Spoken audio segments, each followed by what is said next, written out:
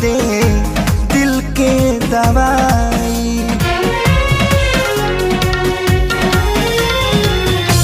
दुनिया बनवला तू ही वाह रे खुदाई, काहे ना बनवला दर्द दिल के दवाई। सपना रहल अधूरा सोचल भइल न पूरा, गुजरीले दुख के दौर से।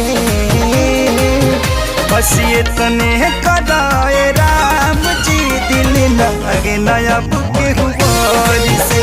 बस ये तने कदाए